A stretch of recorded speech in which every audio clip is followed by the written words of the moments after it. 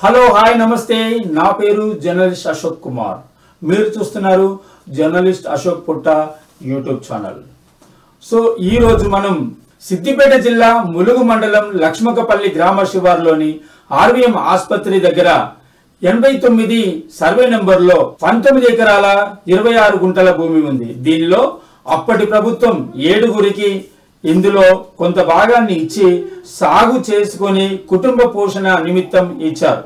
అయితే ఇందులో 3 మాత్రం సాగు చేసుకుంటుండగా మరికొందరు దీనిని అమ్ముకున్నారు. ఈ భూమి కొన్న వారిలో కొందరు షెడ్డు నిర్మాణం చేపట్టారు.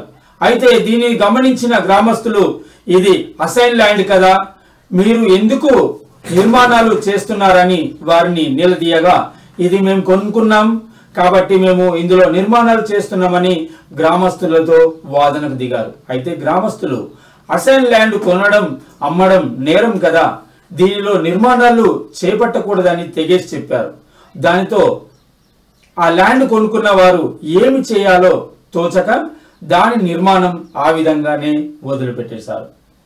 ఇప్పుడు ఉన్న సైనిక్ స్కూల్ నిర్మించిన స్కూల్ పరిసరాల్లోని మెయిన్ గేట్ నుండి రోడ్డు వరకు సుమారు 15 నుంచి 20 గుంటల భూమిని గురునానక్ ట్రస్ట్ కబ్జా చేసింది. అయితే వారు కూడా ఈ భూమిని కొనుక్కున్నాం అని అంటున్నారు.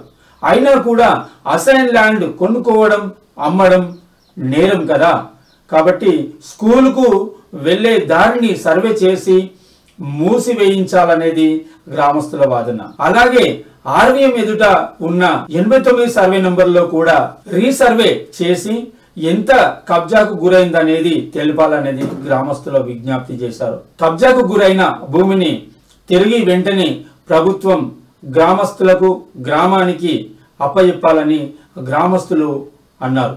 దీనిపై లక్ష్మకపల్లి గ్రామ ప్రజలు ఏమంటున్నారు వారితో మాట్లాడే ప్రయత్నం చేద్దాం. మనం సిద్దిపేట జిల్లా ములుగు మండలం లక్ష్మకపల్లి గ్రామంలో ఉన్నాం.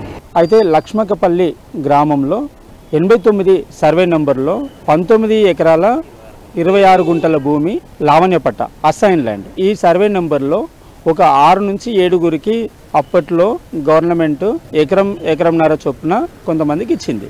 అందులో ఒక 2-3 మాత్రమే సాగు చేసుకుంటారు, ఇంకొంతమంది అమ్ముకున్నారు. అయితే ఎకరానికి 4 నుంచి 5 కోట్లు పలకడంతో ఇటు భూమిని ఎవరైతే కొనుక్కున్నారో అక్రమంగా ఇది బిజినెస్ చేస్తున్నారు. దీని విషయమై గ్రామస్తులతో అడిగి తెలుసుకునే ప్రయత్నం, ఎంత భూమి ఉంది, ఎంత కబ్జా అయింది, ఎంతమందికి ఇచ్చారు అని చెప్పనేది.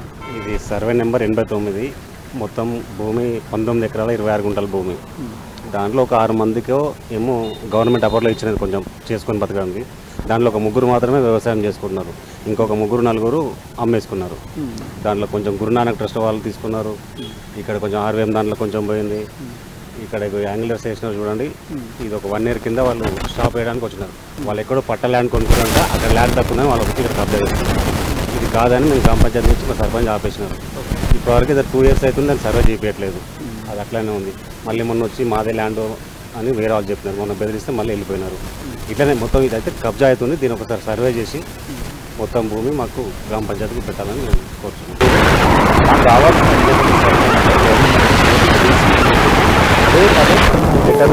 ఆడియో కలెక్టర్ పెట్టారు, 15 నుంచి టీఆర్ఎస్ ప్రభుత్వం కూడా పెట్టింది, అతను రాలేదు. నెక్స్ట్ ఇప్పుడు వచ్చిన ప్రభుత్వం మనం చేస్తలేమని ఆశతో మళ్ళీ ఒకసారి విలేకరుల నుంచి విజ్ఞప్తి చేస్తున్నాం. అసైన్ ల్యాండ్ కొంతమంది ఆ రోజు విలేజర్స్ వాళ్ళకి అమ్మడం వల్ల వాళ్ళు ఈరోజు మొత్తం కబ్జా చేసేస్తారు. ఈ అసైన్ ల్యాండ్ అనేది లీగల్గా అమ్మొద్దు కొనొద్దు అనేది అయితే రూలు. అప్పుడు ప్రభుత్వము బ్రతకడానికి ఇచ్చిన భూమిని ఈరోజు అమ్ముకొని కోట్లు గడిస్తున్నారు కొందరు. ఇదే అదునుగా చేసుకొని కొన్ని సంస్థలు అయితే దీన్ని కబ్జా పెట్టడానికి అయితే ప్లాన్ చేస్తున్నాయి. 3 అంతంలలో 33 గుంటల ల్యాండ్ ఉండాలి. 33 గుంటలు వాళ్ళ దగ్గర వేరే కొనుక్కున్నారు. దాంట్లోకని గురునానక్ ట్రస్ట్కి ఎంత అమ్మితే తెలియదు. మళ్ళీ వాళ్ళకి ఎవరైనా కొనుక్కున్నారు, 11 గుంటలు అమ్మినామని చెప్తున్నారు. కానీ గురునానక్ ట్రస్ట్ వాళ్ళు అయితే అది లవన్పట్ట కాబట్టి వాళ్ళ కొనకూడదు, వీళ్ళు అమ్మకూడదు. అదంతా ఏమైనా ఉంటే గవర్నమెంట్ దాన్ని తీసుకొని మాకు గ్రామ పంచాయతీ ఇవ్వాలని మేము కోరుతున్నాం. ఇప్పుడు ఏదైతే ఉందో ఈ లావణ్య పట్ట అంటే గవర్నమెంట్ ఇచ్చిన భూములు ఎవరికైతే ఇచ్చారో వాళ్ళు దున్నుకొని బ్రతకడానికి ఉంచుకోవాలి. కానీ ఇది ఒక ట్రస్ట్కి అమ్మి ట్రస్ట్ వాళ్ళు దీన్ని కబ్జా చేసి రోడ్ వేసుకొని ఇక్కడ ఏదో గేట్ పెట్టుకోవడం అయితే పద్ధతి కాదు. ఫర్దర్గా ఎంఆర్ఓ కానీ ఆర్డీఓ కానీ దీని మీద ఏం చర్యలు తీసుకుంటారో వేచి చూసే ప్రయత్నం అయితే చేద్దాం. Thank you.